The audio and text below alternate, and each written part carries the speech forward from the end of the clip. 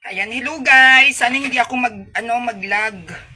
Sana meron akong signal, no? At for 5 hours natapos ko po ang research ko. Ito. Yan. Chapter 2 ng history ng Catholic Church. At after ko mag-live, tatapusin ko po ang chapter 3 ko na research. Yan, meron na akong naisulat, pero dahil nanginginig na yung kamay ko sa sobrang pagod, so nag-decide na lang akong i-live yung kakatapos ko lang na research regarding po dito sa Catholic Church, no, yung ang paksa natin, who founded your church? So sino yung nagtatag ng Roman Catholic Church, no? At ito ay mabusisi kong ni-research, no? Ayon sa mga history and standard references. So napakahalaga po nito, no?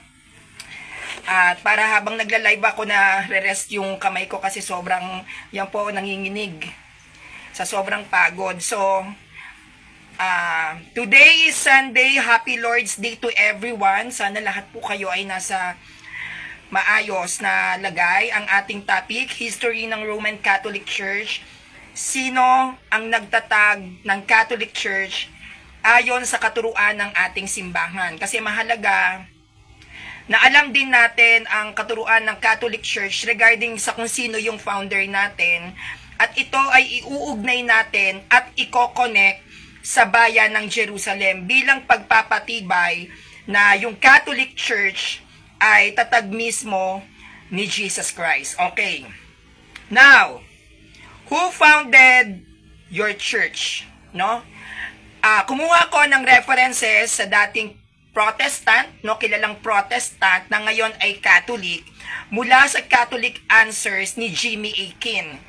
No, alam naman natin si Jimmy Akin ay kilala at sikat na protestante sa buong mundo na na-convert into Catholic. At siya ay may page o may website na tinatawag na Catholic Answers by Jimmy Akin. Ang sabi ni Jimmy Akin, no, by examining various historical evidence, we can confidently conclude that Jesus was born between 3 and 2 BC and died in April 33 AD, meaning the church began in AD 33 as well. So, ayon po sa statement ni Jimmy Akin, which is ito ay isang valid references nating mga Katoliko, na si Christ daw ay ipinanganak sa pagitan ng 3 to 2 AD. At kung itong 3 to 2 ay 3 to 2 BC. Pinanganak si Christ, no, sa pagitan ng 3 and 2 BC. At siya ay namatay ng April 33 AD kung gagamitan natin ng Gregorian calendar. So sa madaling salita, ang ating simbahan, which is the Catholic Church, ay nagsimulang maitatag ng AD 33. No? Kung namatay si Christ ng 33 AD, nag-Pentecost sa taong 33 AD, kinausap si Peter, itatayo ko ang aking iglesia ng 33 AD. So sa madaling salita, yung Catholic Church ay naitatag 33 AD. Now, the question is, bakit nga ba itinatag ang Catholic Church ng 33 AD? Bakit ba naitatag ang Catholic Church ng 33 AD? Ang pagtatatag ng Catholic Church noong 33 AD ay naging paksa sa mga debate sa iba't ibang denominasyon ng mga Kristiyano. So pinagdedebatihan yan, no? Noon ng mga early Christians, yung 33 AD na yan. Ayon sa ilang mga sinaunang Kristiyano, pagdating sa pagkakatatag ng Catholic Church, which is 33 AD, ang iba't ibang interpretasyon nila pagdating sa ating simbahan ay sumasaklaw sa iba't ibang mga opinyon. Katulad ng Ang Catholic Church, naniniwala tayo, ay naitatag sa araw ng Pentecostes noong 33 AD. Ang Catholic Church naman sa iba ay naitatag sa Matthew 16 verse 18, itatayo ko ang aking iglesia. Sa iba naman, ang Catholic Church daw ay naitatag sa muling pagkabuhay ni Kristo. Pero itong tatlong ito, sa Matthew 16 verse 18, itatayo kong aking iglesia, ay naganap 33 AD. Yung pagpunta nila sa Pentecostes na kung saan bumaba ang banal na Espiritu Santo sa anyong dilang apoy sa mga apostoles, yan din ay araw ng pagkakatatag ng ating simbahan, taong 33 AD din yan. At yung muling pagkabuhay ni Christ, no, after crucifixion, 33 AD din yan. Kaya yung 33 AD na taon, yan ay taon ng pagkakatatag ng ating simbahan. Ngayon, binibigyan diin ng pananaw na ito, itong mga sinasabi ko sa inyo ngayon, binibigyan diin itong mga pananaw na ito ang kahalagahan o ang importansya ng pagbaba ng banal na Espiritu Santo sa araw ng Pentecostes na nagbigay ng kapangyarihan sa mga alagad mismo na ipalaganap ang mensahe ni Jesus at itatag ang sinaunang pamayanang Kristiyano. No? Yung pagbaba ng mga banal na Espiritu Santo sa araw ng Pentecostes, na kung saan doon din na itatag ang ating simbahan, nagsimulang kumalat ang Christianity, ang ating iglesia, no? Ito ay pag nagbibigay diin na yung banal na Espiritu Santo na siyang bumaba sa mga alagad ni Kristo sa araw ng Pentecostes, yon ay nagbigay ng kapangyarihan o authority o otoridad sa mga alagad na ipalaganap ang aral na itinuro sa kanila ni Kristo at itatatag ang sinaunang pamayanang Kristiyano. No? Okay. Gayunpaman, mga kapanalig, napakahalaga na dapat nating tandaan na ang eksaktong petsa ng pagkakatatag ng ating simbahan Katoliko ay hindi na pagkasunduan ng lahat. Yung pinaka-date, kung ito ba ay April, May, June. Nagkasundo tayo sa taon 33 AD. Pero yung petsa mismo, ito ay pinagtatalunan pa din ng mga sinaunang Kristiyano. Ang iba't ibang interpretasyon ay maaaring magbigay ng iba't ibang mga pananaw ukol sa bagay na to. So hanggang ngayon, pinagtatalunan pa rin kung ano yung exact date na yung pagkakatatag ni Christ. Kasi, iba yung Matthew 16 verse 18. Di ba? Ibang ano yon, petsa yon. Iba rin yung petsa ng araw ng Pentecost. Iba din yung petsa ng muling pagkabuhay. So hanggang ngayon yan ay pinagtatalunan. Kaya ang description sa Catholic Church, pagdating kung anong taon tayo na itatag, is 33 AD. No? Ang ilan ay nagtatalo para sa isang mas maagang petsa tulad ng 30 AD, habang ang iba ay nagmumungkahi ng mas huling petsa tulad ng 33 AD. Sa mga sinaunang Kristiyano, may nagsasabi na 30 AD, sa iba naman 33 AD, pero ganun pa man, ang taon ng pagkakatatag ng ating iglesia ay nakabatay sa kung anong kalendaryo ang dapat nating gamitin. Maaari ding sabihin na ang terminong simbahan ay maaaring magkaroon ng iba't ibang kahulugan depende sa diwa at konteksto. Sa mga unang siglo, ang mga sinaunang Kristiyano ng simbahang Katolika ay madalas na nagtitipon sa mga pribadong tahanan o mga pampublikong lugar para sa pagsamba at pagtitipon. So, during that time, sa panahon ng mga apostles, no, ang mga alagad ay nagpupunta sa mga bahay-bahay, no? At ang kanilang pagsamba at pagtitipon ay napaka-pribado dahil during that time, hindi pa tayo pwedeng magtatag mismo ng iglesia, yung building mismo, yung na which is meron tayo today. Noon hindi sila makapagtatag because of the pagans. Papatayin sila. So para magawa nila yung mga activities nila bilang mga mananampalatayang Kristiyano sa ilalim ng Katolikong simbahan, sila ay nagkakaroon ng pribadong pagtitipon at pribadong pagsamba sa mga tahanan. Dito nila isinasagawa ang kanilang banal na hapunan. Dito nila isinasagawa ang pag-sharing ng mga aral o pagtuturo ng mga alagad kung ano ang mga traditions at teachings ni Christ na itinuro mismo sa kanila. So, ang pagtatayo ng mga dedikadong gusali ng simbahan ay nagsimulang maganap noong ika-3 siglo.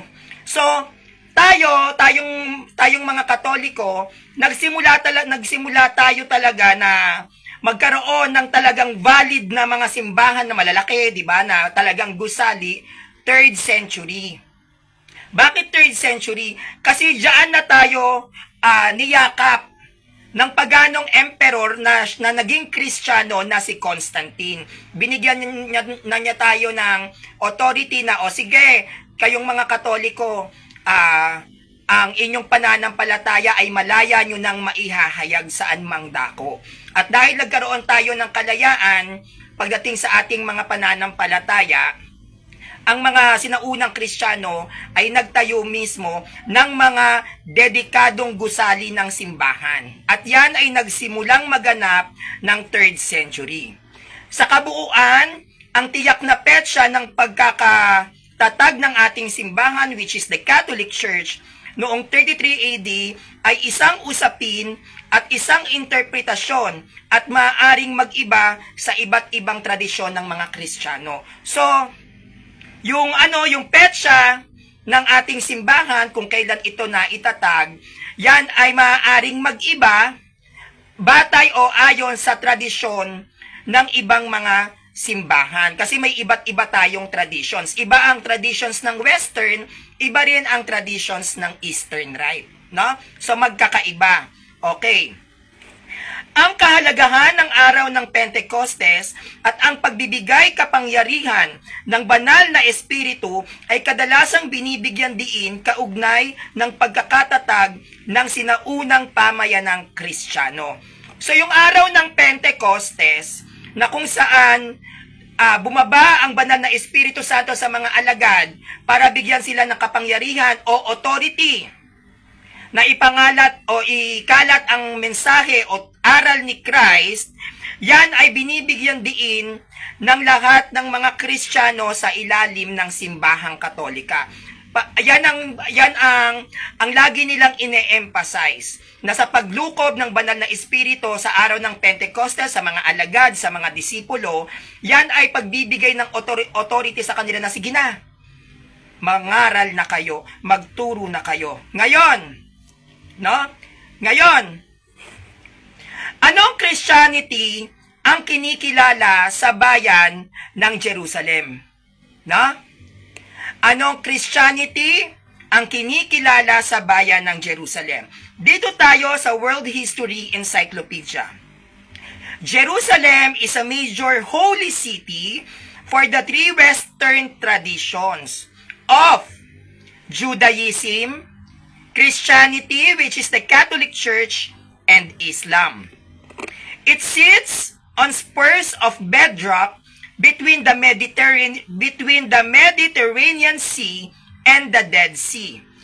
To the north and west, it tapers off to the Jezreel Valley and the hills of the Galilee, while to the south lies to the Judean deserts. So ayon dito sa World History Encyclopedia, yung Jerusalem ay isang major city ng 3 Western traditions. Ano tong 3 Western traditions? Judaism, Catholic Church, and Islam. Sila po ang kinikilala na Abrahamic religion sa bayan ng Jerusalem. Ang Christianity na kinikilala sa bayan ng Jerusalem ay ang mga Kristiyanong sumusunod sa mga aral at paniniwala ng Panginoong Hesukristo. Ang Jerusalem ay isang mahalagang lugar sa relihiyong Kristyanismo. Bakit? Dahil ito ang lugar kung saan naganap ang napakaraming pangyayari sa buhay ng ating Panginoong Hesukristo. Tulad ng ano? Tulad ng kanyang pagpapahayag bilang Mesiyas. Ano pa? Ang huling hapunan o banal na hapunan. Ano pa? Ang kanyang pagkakasalangsang sa Golgota, pagkamatay sa krus. Ano pa? Ang kanyang muling pagkabuhay at ang kanyang pag-akyat sa langit. Napakahalaga na dapat tayo ay maging bahagi ng Jerusalem. Napaka-mahalaga na dapat tayo ay itinatag sa bayan ng Jerusalem. Bakit? Dahil doon naganap ang pinakamahalagang pangyayari sa buhay ng ating Panginoong Hesukristo. Naganap sa Jerusalem ang muling pagkabuhay. Naganap sa Jerusalem ang pagkapako sa krus. Di ba? Naganap sa Jerusalem ang banal na hapunan. Naganap sa Jerusalem ang pagpapahayag ni Kristo bilang siya ay isang Mesiyas. At naganap sa bayan ng Israel ang pagsilang sa Panginoong Jesus na nasa propesiya sa Lumang Tipan. Kaya napakahalaga na dapat ang iglesia mo ay kinikilala ng mga Hudyo. Ang iglesia mo ay kinikilalang naitatag sa Jerusalem ng mga Hudyo. Dahil kung kinikilala ng mga Hudyo ang mismong iglesia mo, ito ay pagpapatunay na kinikilala kayo ng mga Hudyo na tatag kayo mismo ni Kristo. Dahil ang iglesyang tatag ni Kristo na nasa Jerusalem ay kinikilala ng mga Hudyo na itinatag ng Panginoong Hesukristo. Kaya kung ang Catholic Church ay nakatatag sa bayan ng Jerusalem, nangangahulugan na ang mga Hudyo mismong nakatira sa bayan ng Jerusalem ay naniniwala na ang Catholic Church ay tatag mismo ng Panginoong Hesukristo. At yan ang dahilan kung bakit maging ang mga Islam, ang relihiyong Islam ay naniniwala na ang Catholic Church ay tatag ni Christ. Why? Dahil ang monistic religion, ang Abrahamic religion na umiiral, which is including the Judaism and Islam, they know the history, they know the traditions, which is the Catholic Church founded by Jesus Christ. No? Kaya kapag walang Protestant sa Jerusalem, hindi kayo tatag ni Kristo. Kinakailangan kayo ay lehitimong kinikilala ng mga Hudyo na kayo ay tatag ni Kristo. At kayo ay kikilalanin lamang kung kayo ay kinikilala ng mga Hudyo at ng mga Muslim na kayo ay tunay na religion. Dahil kung hindi kayo kinikilala ng mga Hudyo at ng mga Muslim, kayong mga Protestante kayo na tunay na religion. Tunay na relihiyon, lalabas ang kinaaaniban ninyong iglesia ay matatawag nating peke o bulaan. Okay. Ang mga sinaunang Kristiyano na sumusunod sa mga aral ng Panginoong Hesukristo ay nagtitipon at nagsasagawa ng mga pagsamba sa mga simbahan at mga lugar sa bayan ng Jerusalem. So, yung mga Kristiyano na kinikilala ng mga Hudyo at ng mga Muslim, sila ay mga Kristiyanong nagsasagawa ng lantaran at literal at nakikita ng lahat na pagsamba sa iba't ibang lugar sa bayan ng Jerusalem. Kapag ang iglesia mo ay hindi nakatago, kapag ang iglesia mo ay naihahayag mo ng may kalayaan ang iyong pagsamba bilang isang Kristiyano sa bayan ng Jerusalem, nangangahulugan, tinatangkilik ng mga Hudyo na ang mga Kristiyanong ito ay tatag ni Kristo. At ang mga Kristiyanong ito na lantaran at literal na sumasamba sa bayan ng Jerusalem na siyang nagiging saksi, ang mga Hudyo, nagiging saksi ang mga Islam, ang nagsasagawa ng mga pagsambang ito at gawaing kabanalan na itinuro at iniiwan ni Kristo sa mga Kristiyano, none other than the Catholic Church. Hindi kayo pwedeng mamalakaya doon, mga Protestant, bawal. Tanging ang Katoliko lamang ang binibigyan ng kalayaan ng mga Hudyo.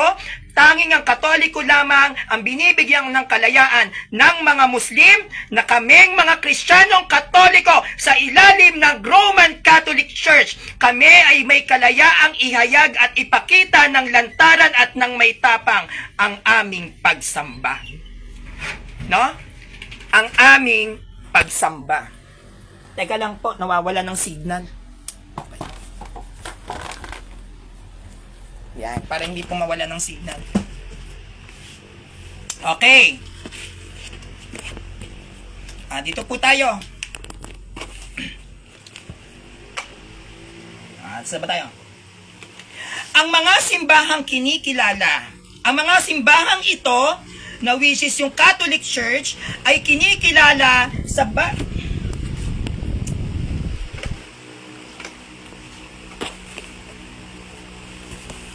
Ang mga simbahang ito, which is the Catholic Church, ay kinikilala sa bayan ng Jerusalem bilang, may bilang mga banal na lugar at mga tanda ng pananampalataya ng mga Kristiyanong Katoliko sa panahon ni Kristo at ng mga alagad.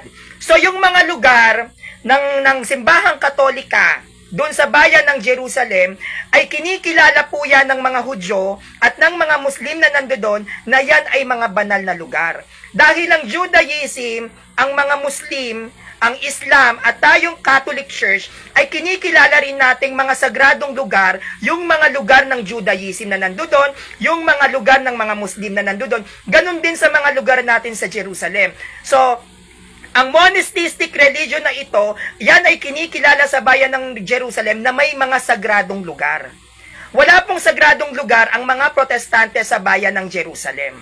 Tanging ang simbahang Katoliko lamang ang kinikilala ng mga Hudyo at ng mga Muslim na may mga sagrado tayong lugar sa bayan ng Jerusalem. Dahil tayo ay tatag ni Kristo. At dahil tatag tayo ni Kristo, banal ang ating simbahan dahil banal ang ating tagapagtatag.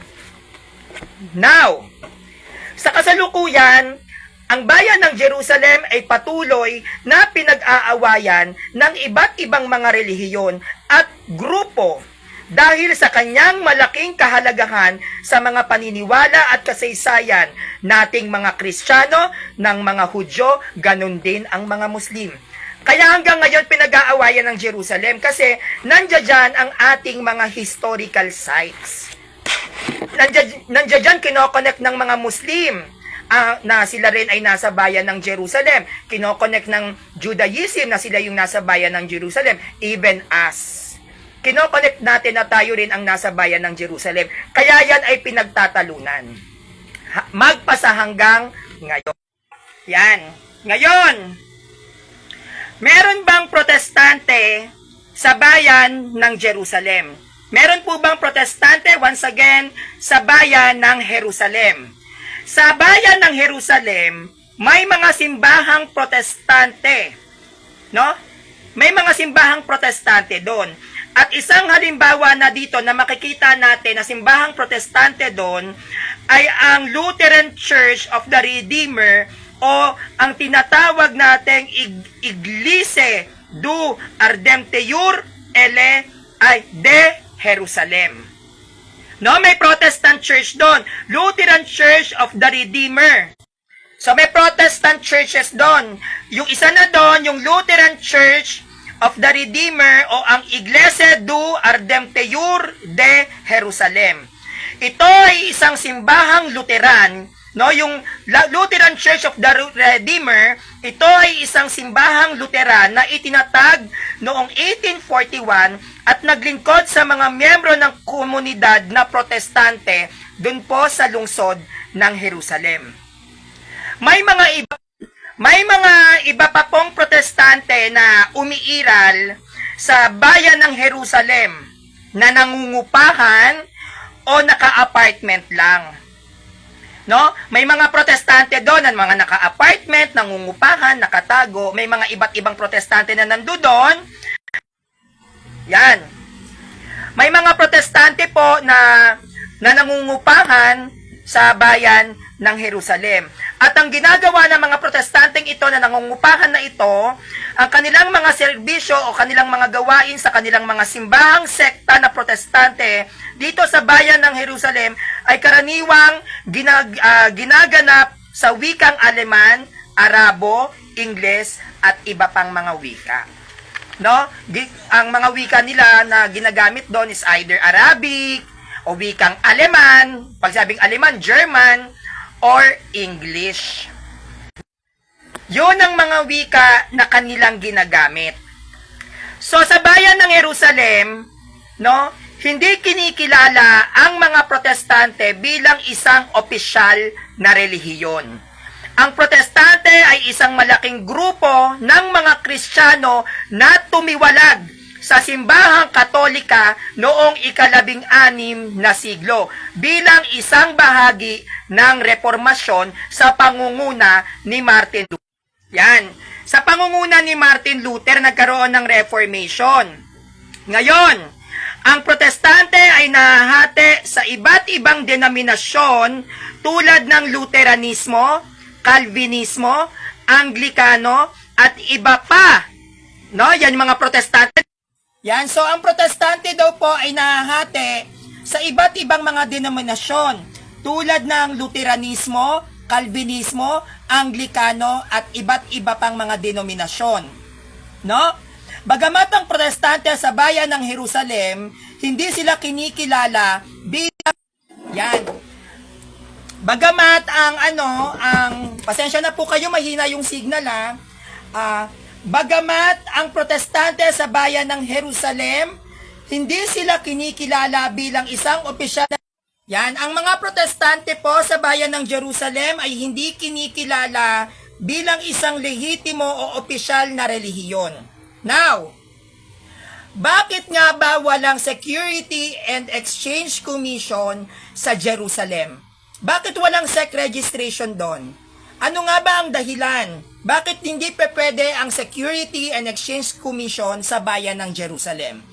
Sa bayan ng Jerusalem, wala pong mga kapanalig na Security and Exchange Commission dahil ang Security and Exchange Commission, ito ay isang ahensya ng pamahalaan ng Estados Unidos o ng United States of America. Ang SEC registration ay itinatag noong 1934 at may layunin na pangalagaan ang mga mamumuhunan.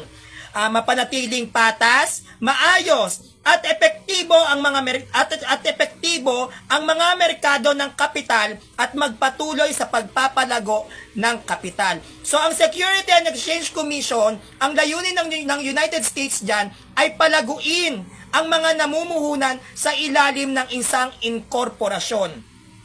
Ang SEC registration, ito ay may jurisdiction lamang sa mga merkado at institusyong pangpinansyal sa Estados Unidos. Hindi ito nagpapatupad ng mga regulasyon o nagbibigay ng serbisyo sa ibang mga bansa kabilang na ang bayan ng Jerusalem. So yung Security and Exchange Commission, hindi po lahat ng mga bansa ay meron neto. Kaya may mga bansa, kung nakikita ninyo na yung mga protestante ay naka-apartment. 'Di ba? Alam ko sa China, yung iba yata diyan nakatago, naka-apartment kasi hindi po lahat ng mga bansa ay tinangkilik ang SEC registration. So yung mga bansa po na walang SEC registration, ang lahat ng mga sulpot na nandoon sa bansang yon ay nagtatago at nangungupahan ng apartment. Okay. At yan ang dahilan kung bakit sa ibang bansa, ang mga protestante ay naka-apartment lang. Dahil di lahat ng mga bansa ay nasakop ng Estados Unidos para magkaroon ng SEC registration sa mga protestanteng simbahan. Kaya pag naka-apartment po ang isang sulpot sa iba't ibang bansa, ibig sabihin wala po dong SEC registration. Ngayon, sino nga ba ang nagtatag ng Catholic Church? Sino ba ang nagtatag ng Catholic Church? Ang simbahang Katoliko ay itinatag ng Panginoong Hesukristo mismo. Ito ay isang katotohanan na ang simbahang Katolika ay merong pagpapatibay, mapabanal na kasulatan man o kasaysayan.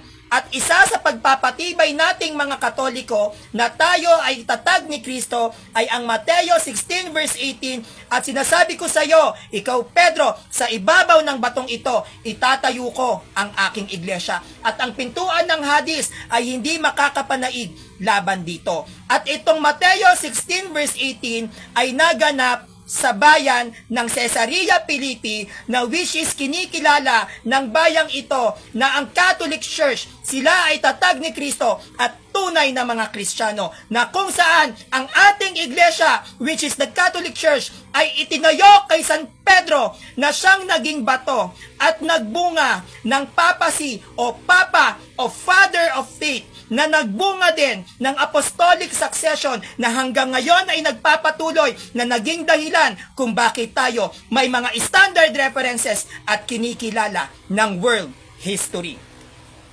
No?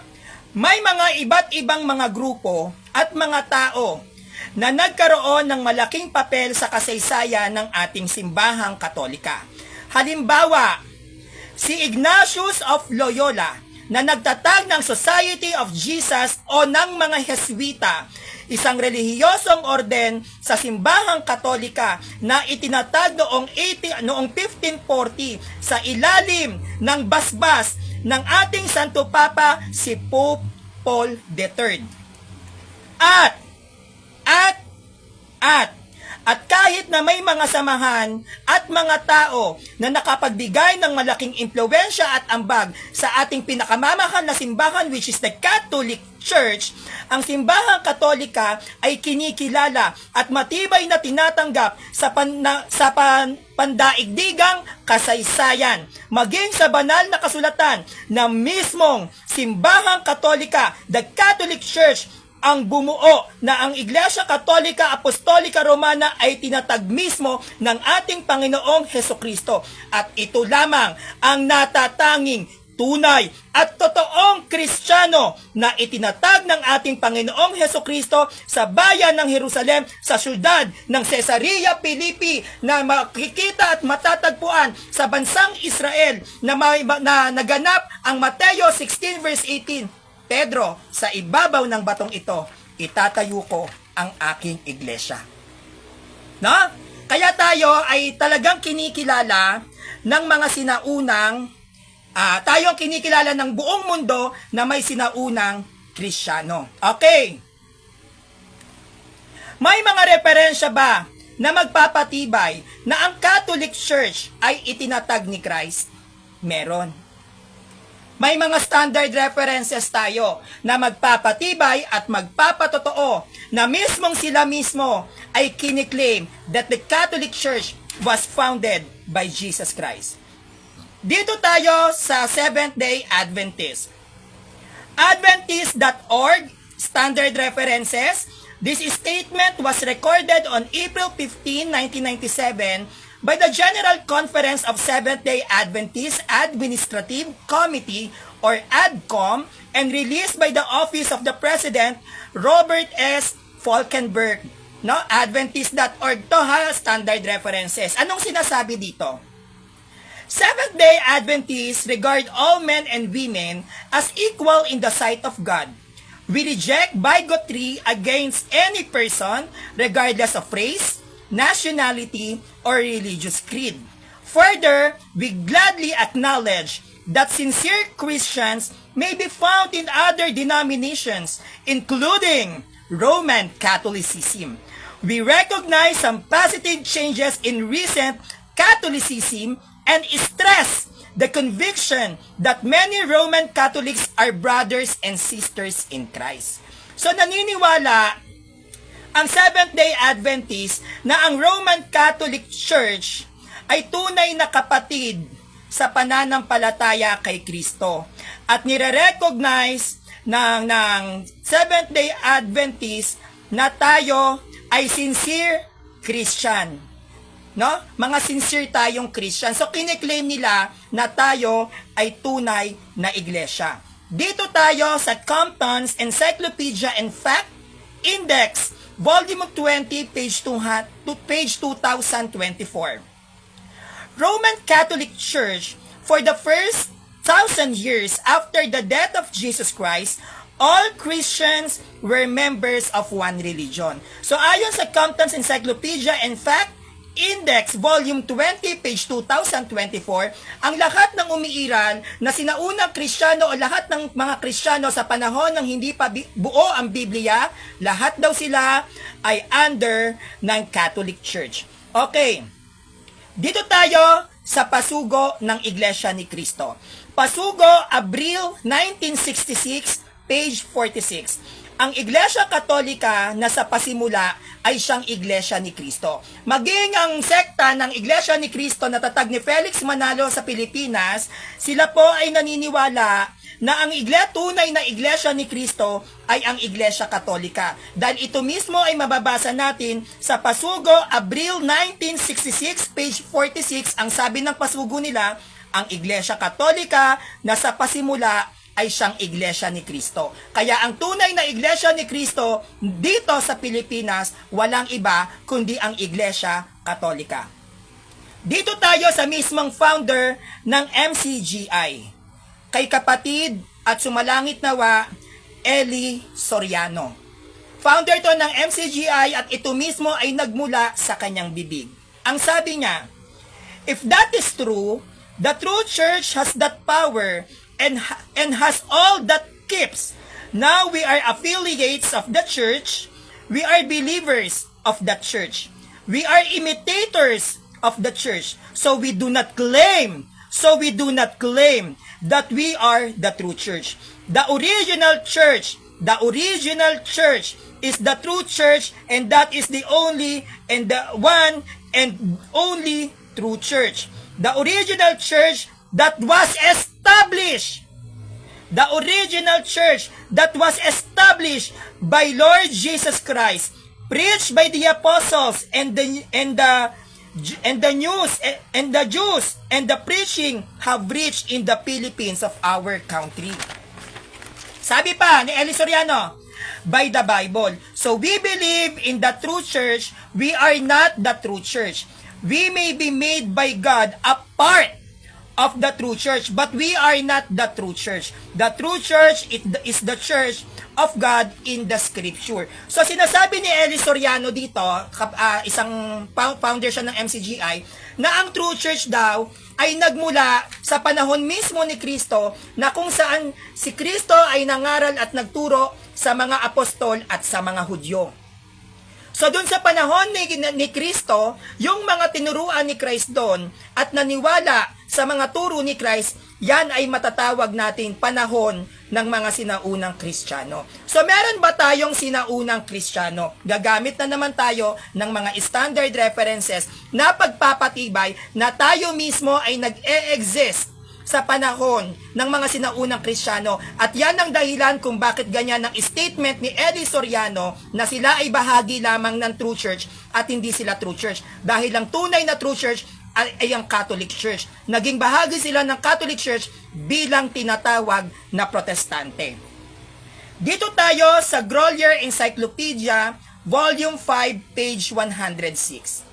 Catholic Church, Greek Catholicos, Universal General, term generally applied to the divine society founded by Jesus Christ and endowed by the outpouring of the Holy Spirit on the day of Pentecost. So meaning to say, sinasabi sa Grolier Encyclopedia Volume 5, page 106 that the Catholic Church was founded by Jesus Christ. Dito tayo, gagamit ulit tayo ng pasugo ng Iglesia ni Cristo. Pasugo, July to August 1988, page 6. Standard references to ng INC. Ang sabi dito, even secular history shows a direct time link between the Catholic Church and the Apostles, leading to the conclusions that the true Church of Christ is the Catholic Church. So naniniwala ang sekta ng Iglesia ni Cristo na tatag ni Felix Manalo dito sa Pilipinas na tayo daw mismo ay tatag ni Cristo. Dahil lang sabi sa Pasugo, July to August 1988, page 6, even secular history shows a direct time link between the Catholic Church and the Apostles, leading to the conclusions that the true Church of Christ is the Catholic Church. So naniniwala ang sekta ng INC dito sa Pilipinas sa ating katuruan, sa ating traditions na tinatawag na apostolic succession. Dahil sabi nila, even secular history shows a direct time link between the Catholic Church and the apostles. Papasok doon ang apostolic succession, na which is wala ang sekta ng Iglesia ni Cristo na tatag ni Felix Manalo. Dito tayo, The New Book Knowledge, page 287. The history of the Roman Catholic Church began in an upper room Jerusalem almost 2,000 years ago. Ang sabi sa The New Book Knowledge, page 287, tayo daw ay nagsimula sa bayan ng Jerusalem almost 2,000 years ago. Wala pa pong protestante during that time. Dito tayo, The World Almanac and Book of Facts, edition 2009, page 688, states, Roman Catholic traditionally founded by Jesus Christ, who named Saint Peter, the first vicar, developed in early Christians, proselytizing, especially after the conversion of Imperial Rome in the 4th century. So dito sa The World Almanac and Book of Facts, 2009 edition, page 688, ang sabi, Roman Catholic Church, the Roman Catholic traditionally founded by Jesus Christ. Bakit traditionally founded ang sinasabi ng World Almanac? Dahil naitatag ang ating simbahan, wala pa pong nabubuong Bible. So kung gusto nilang malaman kung sino ang nagtatag ng Catholic Church, dapat sila ay mag-research regarding sa history and traditions pagdating sa Christianity. Dahil naitatag ang ating simbahan, wala pa pong compiled Bible.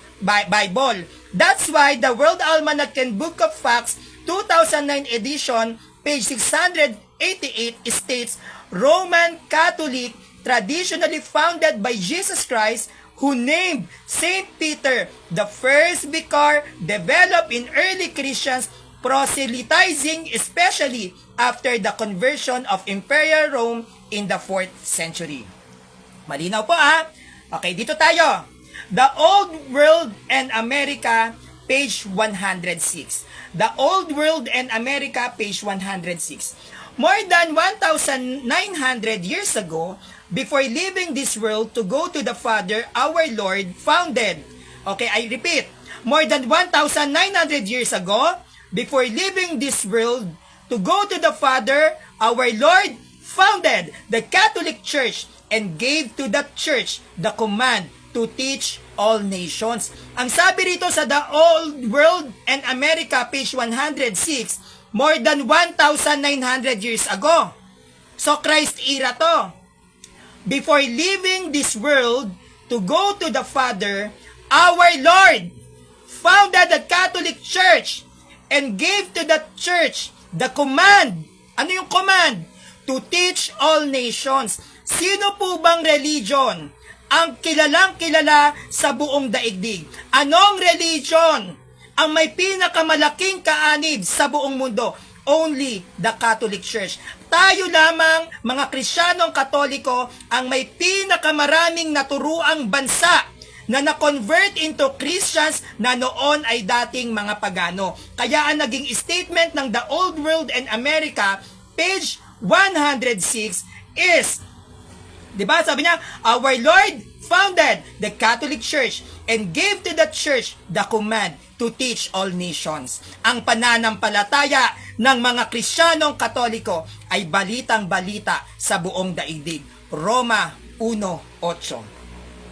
Sabi rito, sa The History of Our World, page 147, Jesus, the founder of Christian religion. Yes! Bakit? Dahil sabi sa Matthew 16 verse 18, Pedro, sa ibabaw ng batong ito, itatayo ko ang aking iglesia. At ang pag-uusap ni Pedro at ni Kristo ay naganap sa Caesarea Philippi, na kung saan doon unang sumibol ang Christianity, na ang kinikilala sa bayan ng Caesarea Philippi no other than the Catholic Church. Because the Catholic Church founded by Jesus Christ. The New Webster Dictionary of English Language International Edition, page 155. Catholic is the original Christian church before the schism between East and West of the Roman or Western Church after this schism and before Reformation. So bago pa sumulpot ang mga protestante at bago pa magkaroon ng schism, yung Catholic Church is the original Christian church. Tayo na ang umiiral bago pa magkaroon ng schism, bago pa magkaroon ng INC, bago pa magkaroon ng MCGI, bago pa magkaroon ng Reformation, sa ilalim ni Martin Luther, kinikilala na po, Catholic Church, no, is the original Christian Church. Ayon yan sa The New Webster Dictionary of English Language, International Edition, page 155. Dito po tayo sa International Encyclopedia, Volume 20, page 520. Ang sabi rito, Roman Catholic Church, there are two equally valid definitions of the Catholic Church, comparable to the twofold nature of Jesus Christ, its founder, who was both human and divine. Even dito sa International Encyclopedia Volume 20, page 520, ipinagbigay din dito na si Kristo ay may dual-fold nature o two-fold nature of Jesus Christ. Yun ng human and divine. At itong human and divine na Jesus Christ na ito, ang sabi sa International Encyclopedia Volume 20, page 520, yan at siya ang founder natin, yung may twofold nature, which is si Jesus Christ. Okay. Young Students Encyclopedia, Volume 17, page 261. Roman Catholicism, the largest of the Christian denomination, is the Roman Catholic Church. As an institution, it has existed since the first century. So pinaniniwalaan ng Young Students Encyclopedia, Volume 17, page 261, na ang Catholic Church ay nag-e-exist na first century. At alam naman natin mga kapanalig, sa panahon ng unang siglo, wala pa pong protestante. That's why the Roman Catholic Church is the true church. Dito tayo. Microsoft Student 2009 DVD ebook. Traditionally ibig sabihin wala pang Bible. Traditionally, the church is said to have 4 marks or notes. 1. Holy, Catholic, Apostolic Church. Wala pa po nabubuong Bible. Ang ating simbahan ay inilalarawan na ng mga sinaunang Kristiyano bilang 1, Holy, Catholic, and Apostolic. Ayon to sa Microsoft Student 2009 DVD ebook. Pasugo, March to April 1992, page 22. Pasugo ulit to ng Iglesia ni Cristo. Ang sabi sa kanilang pasugo, the Church of Christ during the time of the apostles became the Catholic Church of the bishops in the 2nd century. So sabi na pasugo nila, March to April 1992, page 22, ang Iglesia ni Cristo daw sa panahon ng mga alagad ay ang Catholic Church. At ito ay pinagtibay lalo ng mga obispo noong 2nd siglo. Sabi to ng pasugo niya mga iglot, no? The Church of Christ during the time of the apostles became the Catholic Church of the bishops in the 2nd century. So binibigyan din dito ng sekta ng INC dito sa Pilipinas na ang Iglesia ni Cristo na nasa Biblia o yung nasa Roma 16 verse 16, no? Na mga batian kayo ng banal na halik, binabati kayo ng mga Iglesia ni Cristo, naniniwala sila na itong mga Iglesia ni Cristo na ito sa panahon ng mga alagad, walang iba kundi ang Catholic Church. At naniniwala sila na ito ay lalong binigyang diin ng mga obispo noong 2nd siglo na ang Catholic Church ay ang Church of Christ. The true Church of Christ. Okay. May naniniwala kayo sa obispo mga INC, mamaya maglalatag tayo ng bishops. Dito tayo sa Webster New Explorer Encyclopedia, page 1038. Ang sabi dito, the Catholic Church is the ancient church responsible for introducing Christianity in many parts of the world. So ayon dito sa Webster New Explorer Encyclopedia, page 1038, the Catholic Church is the ancient church responsible for introducing Christianity in many parts of the world. Bakit po? Bakit ang sinasabi ng Webster New Explorer Encyclopedia na ang simbahang katoliko daw ay ang sinaunang simbahan na siyang responsable na nagpalaganap at nagpakilala ng Kristyanismo sa iba't ibang parte ng mundo? Bakit ganon ang pagkakalatag ng Webster New Explorer Encyclopedia? Dahil tayo po ang nagpasimula ng Christianity. Dito na lang po sa Pilipinas, Katoliko ang nag-convert. Sa bayan ng Espanya, Katoliko ang nag-convert. Sa bayan ng Roma, Katoliko ang nag-convert. At sa lahat ng mga bansa na noon ay bansa ng mga pagano, tanging Katoliko lamang ang nag-convert at ginawang Kristiyano ang mga bansang yan. Bakit? Dahil sa panahon ng mga pagano, wala pa pong protestante. Sa panahon ng mga pagano, wala pa pong Biblia. Tandaan natin, ang mga protestante ay binuo ng Biblia. At tayong mga Katoliko ang bumuo sa Biblia. Bakit ulit? Dahil tayo ay naitatag sa panahon na wala pang Biblia. Okay, dito tayo sa mga early Christians. Dito tayo sa mga sinaunang Kristiyano na kung saan ginamit nila yung salitang Catholic. No? Pag sinabing sinaunang Kristiyano, wala pang Bible. So meaning to say, yung salitang Katoliko ay umiiral na sa panahon na wala pang Bible. Kaya hindi tayo Bible alone. So sino-sino ba tong mga sinaunang Kristiyano na ito ng ating simbahan na nagbanggit ng salitang Katoliko? Sa panahon ng wala pang Bible, sino-sino to? Unang-una, Saint Ignatius, Bishop of Antioch, 69 AD to 107 AD. Ito ay mababasa sa kanyang sulat sa mga Smyrnians, sa pinamagatang Epistle to the Smyrnians, yun yung kanyang sulat, Epistle to the Smyrnians, yun yung sumulat si Ignacio. Anong sabi niya?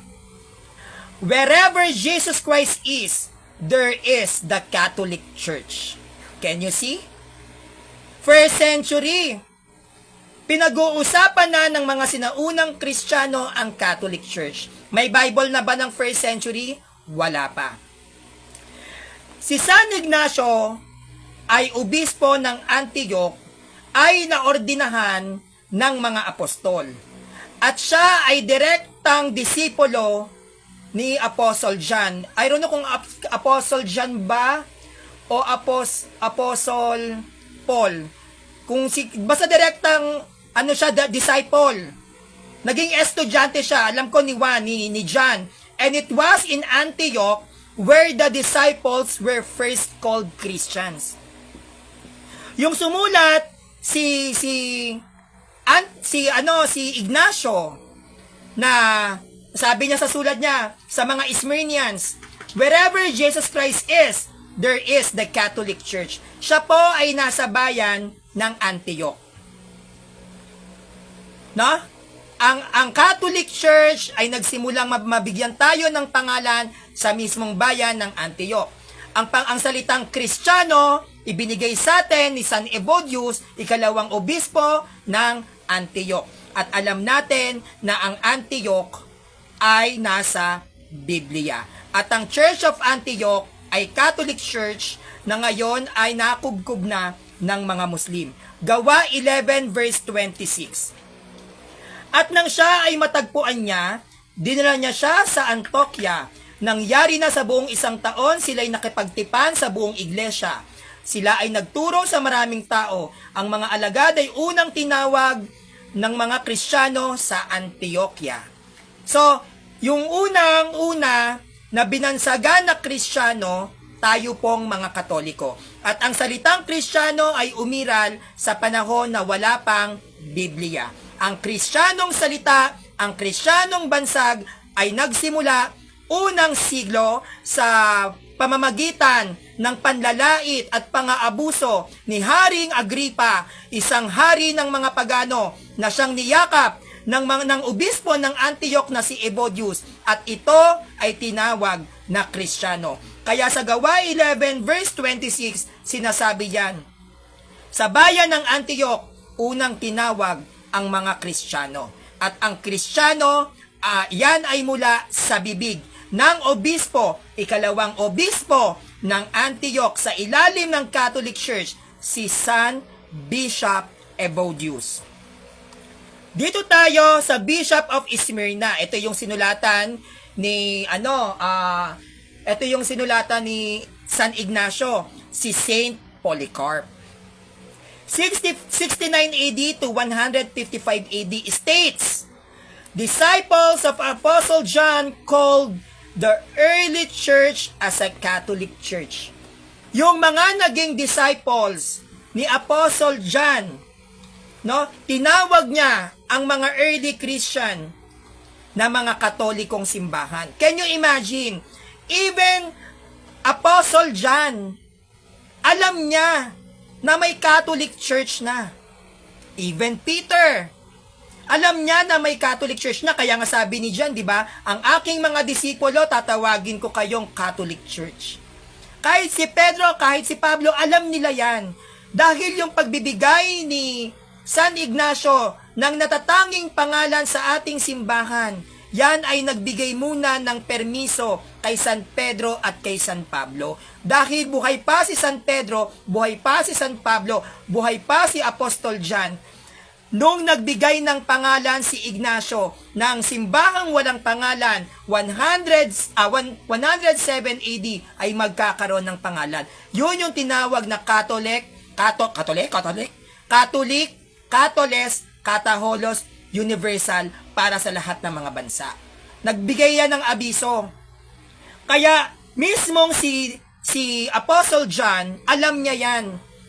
Yung simbahan natin ay may pangalan, which is the Catholic Church. Kaya ang sabi ni Saint Polycarp, obispo ng Smyrna, 69 AD to 155 AD, disciple of Apostle John, called the early church as a Catholic Church. Okay, Saint Irenaeus. Saint Irenaeus, 1100 AD. Against heresy. May mga heretical teachings ng umiiral. Sabi ni Irenaeus, against heresies, call the early church as Catholic Church. Sabi niya, kayong mga heretiko kayo. Mga heretiko kayo. Tawagin ninyo na ang mga sinaunang simbahang umiiral, tanging ang Iglesia Katolika lamang. Heretiko hindi pa Protestant. Heresy pa lang noon. Kasi kapag may Protestant na noon, mamamatay sila. Saint Cyprian, 250 AD, calls the early church as the Catholic Church. Anong sabi ni Saint Cyprian, 250 AD? Kayong mga sinaunang Kristiyano, tawagin ninyo na ang ating simbahan ay Katolikong simbahan. May Bible na? Wala pa. Nicene Creed, 325 AD, wala pang Bible.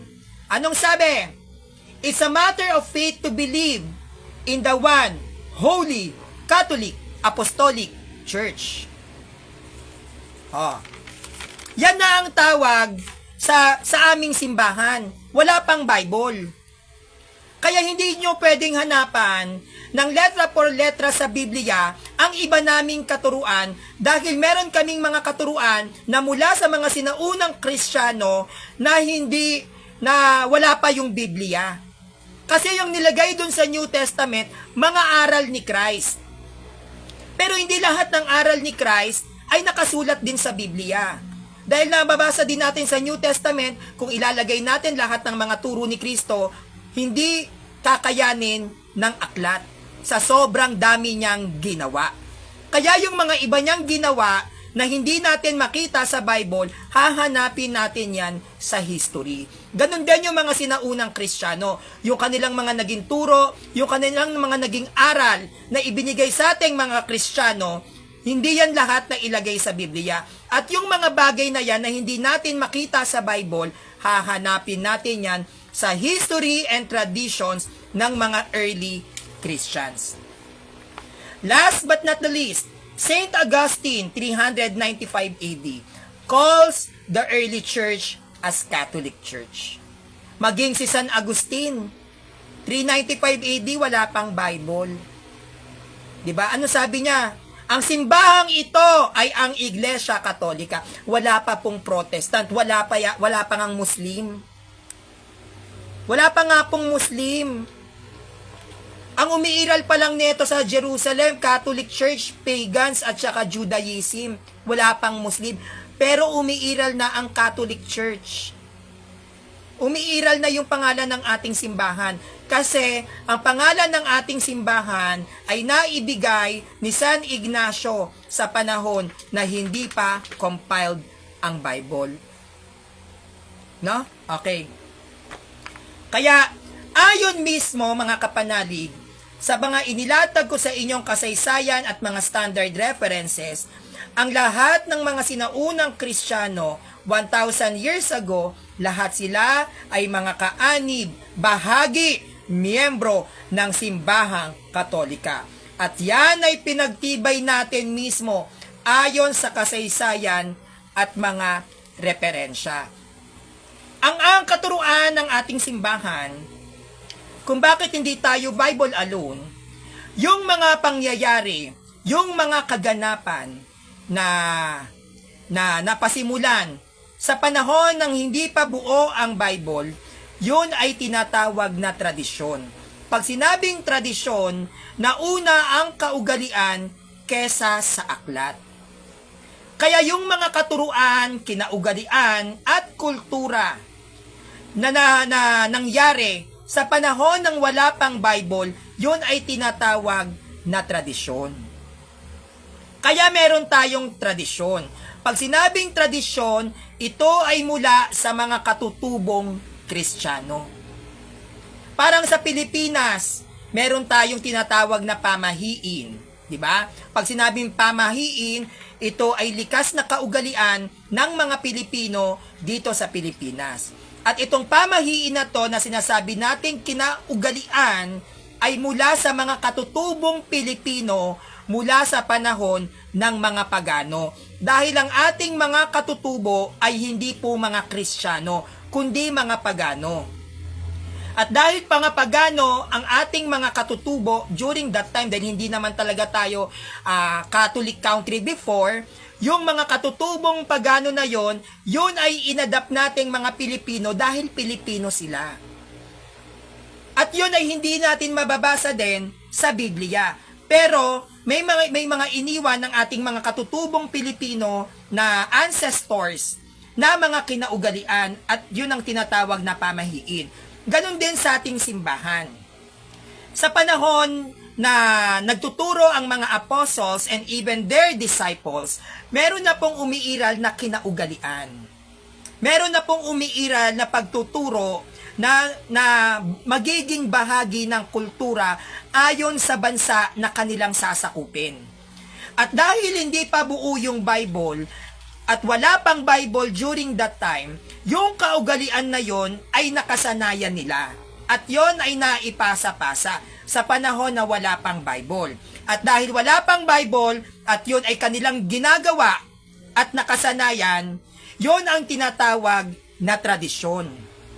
Pag ang isang kaugalian ay nauna sa aklat na ginagamit nating pananampalataya, ang tawag po doon, traditions. At ang mga kaugalian na ito na siyang nakasanayan, no, at ipinagpatuloy sa ilalim ng pagtuturo ng mga apostles, hanggang ngayon ito ay nagpapatuloy. Bakit? Dahil meron po tayong apostolic succession. Kaya meron tayong apostolic traditions. At itong apostolic traditions na to, na nagmula sa panahon ng hindi pa buo ang Biblia, ay hindi po pwedeng maging Bible alone. Bakit hindi siya pwedeng maging Bible alone? Dahil hindi po siya naging produkto ng Biblia. Ang mga traditions na ito, na kung saan hindi Bible alone, ang siyang naging daan para ma-compiled ang Bible. Sa traditions ng Catholic Church, makikita at maiintindihan nating lahat kung bakit nga ba bumuo ng Biblia ang Catholic Church, even na hindi to pinag-uutos ni Christ. Sa mga susunod po, i-research natin yan, pag-uusapan natin yan na walang inutos si Christ na gumawa ng Bible. Walang inutos si Christ na gawin yung aklat ang mga sulat ng mga alagad. Wala. Pero bakit nga ba ang Catholic Church gumawa ng Bible? Sino ang nag-udyok? Sino ang nag-impluwensya? Bakit tayo nagkaroon ng compiled Bible? Bakit nagdesisyon ang simbahan na kahit wala namang inuutos, gumawa kayo ng Bible nyo? At yung mga katuruan na yan, ay hindi po yan mababasa sa Bible. Mababasa po yan sa tradisyon ng mga sinaunang Kristiyano. At kahit ang lahat ng protestante dito, no, aralin ninyo ano ang relihiyon ng mga sinaunang Kristiyano. Para magkaalaman tayo kung sino ang tunay na iglesia, ang Catholic Church o kayong mga protestante. Research, analyze, for you to be able to understand anong religion ng mga sinaunang Kristiyano. Ano ang religion nila, yung mga sinaunang Kristiyano, para i-claim ninyo na kayo ang true church. Kailangan ninyong patunayan sa aming mga Katoliko na ang mga sinaunang Kristiyano ay mga protestante. Dahil kung wala kayong mapapatunayan na ang mga sinaunang Kristiyano ay mga protestante, peke ang iglesia mo. Tandaan natin mga kapanalig, wala po tayong mababasa na kabuuan na mga pangalan ng mga sinaunang Kristiyano na nasa Biblia. Hindi po tayo pwedeng mag-claim na maging Bible alone lamang. Bakit? Dahil lalabas, wala po tayong sinaunang Kristiyano. Ang nag-compile ng Bible ay mga sinaunang Kristiyano. Ang nag-compile ng Bible ay mga sinaunang Kristiyano. Kaya alamin ninyo mga sulpot kayo. Alamin nyo mga sulpot kayo kung anong religion ng mga early Christians. Para maintindihan ninyo o para mas malalong maging klaro sa inyo kung ano ang religion ng mga sinaunang Kristiyano. Aralin ninyo kung kanino ipinasa ni San Pedro ang authority niya bilang Father of Faith. Aralin ninyo kung paano ipinasa-pasa ang authority na pinasimula ni San Pedro bilang unang obispo ng Roma. Alamin ninyo at kung kanino siya magtatapos. Hindi po tayo pwede na bigla na lang susulpot ang mga sekta ninyo at magkiklaim na true church. Kung kayo ay magkiklaim ng true church, kailangan ang mga sinaunang Kristiyano ay kaya nyong i-connect sa mga sekta ninyo na itinatag ninyo itong 19th century na lamang. Hindi kayo pwede na bigla na lang kayong lulutang at sasabihin yung true church kayo. Ang true church ay may true early Christians. Dahil ang church, which is founded by Jesus Christ, ay nagsimula sa ancient era. So kung wala kayo sa panahon ng mga sinauna pang panahon, hindi kayo tunay na iglesia. Kaya bago tayo mag-claim na tayo ay mismong tatag ni Christ, na tayo ay mismong tunay na iglesia, kaming mga Katoliko ay dapat nyong latagan. Sino ang mga sinaunang Kristiyano ninyo?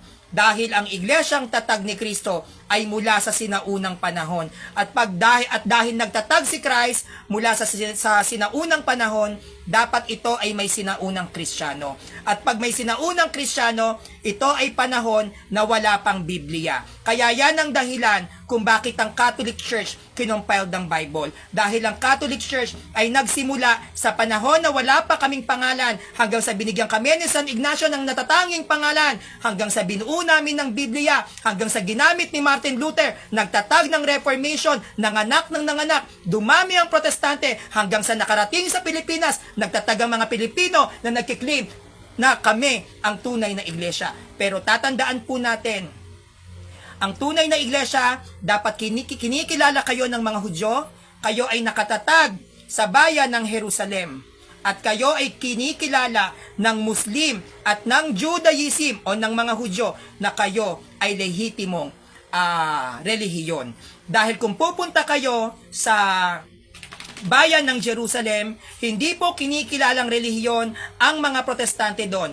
Ang opisyal na religion na kinikilala sa bayan ng Jerusalem, na which is doon mismo nagtatag si Kristo ng iglesia, wala pong iba kundi ang Catholic Church. Hanggat hindi kayo tinatanggap ng bayan ng Jerusalem bilang isang religion, ang inyong mga kinaaanibang sekta, magmula noon hanggang ngayon ay mananatiling peke at tatag ni Satanas. At pagtatag ni Satanas, ang lahat ng kaanib dyan ay mga demonyo. Dahil tanging ang mga demonyo lamang ang naniniwala at sumusunod sa mismong tagapagtatag ng mga protestanteng simbahan na ito, walang iba kundi si Satanas. Kaya welcome to the hell.